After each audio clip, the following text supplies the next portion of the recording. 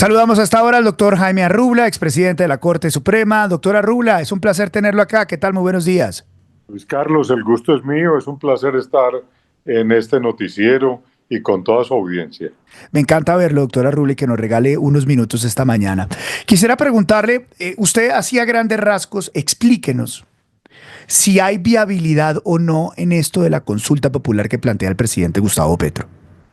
A ver, es bien curioso el planteamiento porque en principio, ¿quién puede estar en desacuerdo con que se consulte al pueblo? Por eso su estrategia arranca, digamos, buscando esa aceptación general. Estos mecanismos, recordemos, fueron introducidos en la Constitución del 91. El artículo 103 de la Constitución consagra la consulta. La consulta tiene unas limitantes. Primero que todo, no puede ser para reformar la Constitución. Tampoco puede ser para suplantar al Congreso. La consulta es para preguntarle al pueblo temas muy generales. No es para preguntarle sobre el contenido de una ley. Para eso está el Congreso. Preguntarle, por ejemplo, ¿están de acuerdo con una reforma laboral que amplíe el horario de trabajo? Por decir cualquier cosa. Pero son preguntas prácticamente de sí o no. Por eso, técnicamente, la consulta popular como mecanismo de participación ciudadana no es apta para expedir leyes, ni mucho menos una ley de salud, que es una ley muy técnica, muy financiera, muy de detalles. Eso no es para la consulta. La consulta, además, supone el visto bueno del Senado para que se pueda adelantar. Esto, pues dirá el presidente, el Senado no le puede decir que no a cuando se quiere consultar al pueblo, pero es que el Senado depende de lo que el presidente vaya a preguntar, correcto. Todavía no sabemos concretamente. Una pregunta, por ejemplo, ¿están de acuerdo con mis reformas? Esa no es una pregunta para una consulta, porque es muy genérica. Bueno, viene un segundo problema que tiene la consulta, y es que necesita la tercera parte del sexo electoral. Recordemos que hubo una consulta en el 2018 que fue la famosa consulta anticorrupción. Es la única que se ha utilizado en el país. Y se requerían en ese momento, según el censo electoral, 12 millones de votos. Ahora se presume que son por ahí 13 y medio o 14. Eso no es fácil. Pero el punto más oscuro que tiene el mecanismo es el costo. En ese entonces costó 300.000 millones. Hoy se calcula que puede estar duplicado ese costo a 600.000 millones.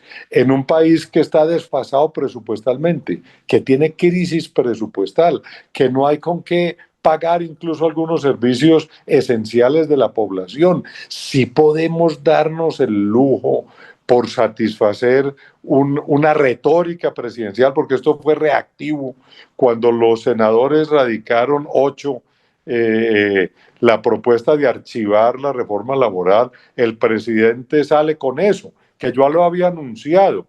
Él lo anunció cuando dio su entrevista al periódico El País de Madrid, y cuando dijo, no, al que tiene que, yo me equivoqué, es el pueblo el que tiene que hacer la revolución y yo no la puedo hacer gobernando. Él ya Sí. anunció que iba a convocar al pueblo.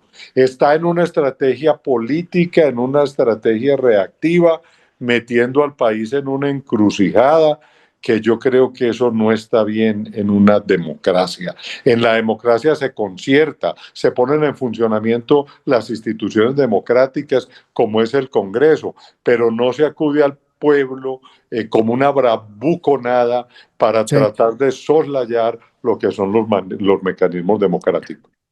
Doctora Rubla, déjeme hacer aquí un resumen porque usted, inteligentemente como siempre, y por favor permítame hacerle este resumen y usted me dice bien si está bien o está mal para que nuestros televidentes y nuestros oyentes lo tengan claro. Aquí hay varios problemas que usted plantea. Un problema en el que una consulta no puede ser para resolver un problema que se tiene que resolver en el Congreso, en el cómo, ¿cierto? El cómo vale un montón de plata, la mecánica de esto necesita una tercera parte del censo electoral, necesita que la mitad más uno de ese censo electoral apruebe esto. Y el para qué no es, como usted lo está diciendo, para solucionar unos problemas, porque este no es el vehículo, sino el para qué que plantea el gobierno realmente detrás es una discusión política y no necesariamente el sacar adelante estas reformas. Tenemos problemas en el qué, en el para qué y en el cómo. Ahora, quiero preguntarle en el qué. Primero dígame si está bien el resumen, doctora Rula, a ver si lo hice bien Perfecto, como mejor. alumno, como alumno, como alumno. Mejor no podía estar. Está perfecto el resumen y los 3 puntos para el análisis son claves. Sí, señor. Quiero empezar entonces en el qué. Legalmente y constitucionalmente esto se puede caer en algún momento, es decir, que le digan al presidente, presidente, esa pregunta que usted plantea no es la que es. Presidente, esto no es para suplantar al Congreso, esto no lo podemos hacer así. O sea, ¿se puede varar esa discusión ahí? Sí, claro. Este es un mecanismo que, como todos, tiene controles. Este es un Estado de Derecho. El poder se articula a través del derecho, por eso se llama un Estado de Derecho. Quiere decir que hay pesos y contrapesos. Aquí está la Corte Constitucional, que tiene como carga el control íntegro de la Constitución. Si el presidente va a soslayar la labor del Congreso, la Corte puede actuar porque lo demande algún ciudadano, porque, en fin, por mil cosas.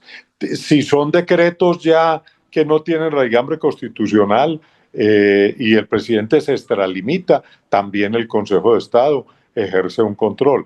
Es decir, el presidente está sujeto a controles y el mismo Congreso. Es que no olvidemos que tiene que pedirle el visto bueno al Senado y el Senado Claro. tiene que entrar a analizar si la materia, si las preguntas son pertinentes y son competencias de un mecanismo de estos de participación ciudadana. O sea que el que nos planteas es totalmente pertinente y el presidente, eso no basta con que él en sus delirios nocturnos conciba cómo convocar al pueblo y dice voy a hacer esta convocatoria y que salga el ministro del Interior a decir no, nos dieron papayita y se lancen a hacernos un gasto inútil para hacer una consulta insulsa. Eso no es posible. Veamos qué es lo que él va a preguntar, porque hasta ahora no ha concretado nada. Démosle el beneficio de la duda, pero apenas diga cuál va a ser ese qué, inmediatamente hay que ponerle todos los lentes, todos los controles, a ver si es Claro. pertinente o no por el mecanismo de la consulta. Vamos al cómo. Doctora Rula, usted menciona lo que significa esto en costo, sobre todo basado en la consulta que vimos hace unos años, que fue la consulta anticorrupción, teniendo en cuenta eso y teniendo en cuenta que ahora el censo electoral es mucho más grande y teniendo en cuenta que la cantidad de dinero que se debería pagar es mucho más fuerte. Pero en el cómo también está la discusión de cómo el presidente plantea esto como movilización popular, cómo lo plantea también con esto es los ricos contra los pobres, los empleados contra los empleadores. Eso, ¿cómo lo definiría usted? ¿Populista? ¿Lo define como una discusión? Eh, es que tal vez lo que estoy tratando de preguntar en el fondo es que la lógica de lo que usted nos plantea y la lógica de cómo lo dividimos acá, perdón, no es lanzar un cohete a la luna. Es sencillo, es fácil darse cuenta que esto es muy difícil, que lo que plantea el gobierno es prácticamente imposible, porque en el cómo, para que esto le salga bien, digamos que pasan adelante las preguntas, que el Congreso le dice, ok, presidente, lo que usted ha dicho está bien, pero en el cómo lograr la mitad del censo electoral y luego la mitad más uno, perdón, un tercio del censo electoral y luego la mitad más uno para que pase, no pasó la consulta anticorrupción. O sea, constitucionalmente es un nudo gordiano bien difícil. Entonces, si el gobierno sabe que tiene problemas en el qué y en el cómo, ¿para qué lo hace, doctora Rula? No hay que ser un científico para darse cuenta que esto no les va a pasar. Estamos de acuerdo. Y yo creo que el presidente sabe que esto no le va a pasar, empezando porque ya está muy tarde. Es que el gobierno Claro, Petro los tiempos, ya se además. encuentra en el ocaso, correcto. Ya está contra el tiempo. Pero yo creo que él sí sabe por qué lo hace. Él lo hace porque es una forma de agitación política. Yo creo que el presidente, ante el fracaso porque hay que reconocer que muchos de los aspectos de su gobierno han fracasado. El gobierno del cambio no hizo ningún cambio y se va a ir prácticamente en ceros, salvo unas costosas reformas tributarias que tienen agobiado al país, a la clase media, y nadie está hablando por la clase media, está pagando impuestos en una forma exorbitante, fuera de que tenemos un centralismo galopante que uno no esperaba que un sujeto que pregonaba el cambio quiera hacer un POT nacional desde el centro del país, diciendo qué es lo que tienen que sembrar en Fredón y Antioquia con ese tal de resolución que sacó, o ahora como lo vemos con la misma Bogotá en materia ambiental, donde prácticamente está convirtiendo toda la sabana de Bogotá en un humedal. Pero sobre todo no es el tema, no son los contenidos, es que está desapoderando a las regiones para que sean las artífices de su propio futuro. Eso es una cosa muy grave. Entonces yo diría, si están pasando de agache porque no han podido sino cometer errores y se nos vienen con esto para hacer una agitación popular. Lo que están haciendo, y usted lo decía, es política. Y esto es forma de agitar la gente para decir, fue que a mí no me dejaron hacer las reformas, este Congreso es el mismo de siempre, son los mismos de siempre los que no dejan que se piense en el pueblo, y con eso se van a meter en la campaña electoral para tratar de mantener al pacto histórico, por lo menos en otra jornada gubernamental de 4 años, que sería desastroso para esta república.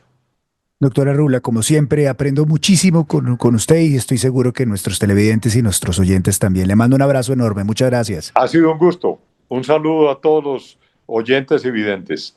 Espero que nos veamos pronto. Un abrazo. Es el doctor Jaime Arrula, expresidente de la Corte Suprema. Estamos aprendiendo de él. Esto es Vélez por la Mañana de B12, la radio digital 100% independiente. Y recuerda, suscríbete acá a mi canal de YouTube. Cuéntale a tu familia, a tus amigos que tenemos noticiero en tu bolsillo. Vélez por la Mañana a las 7 de la mañana. Suscríbete.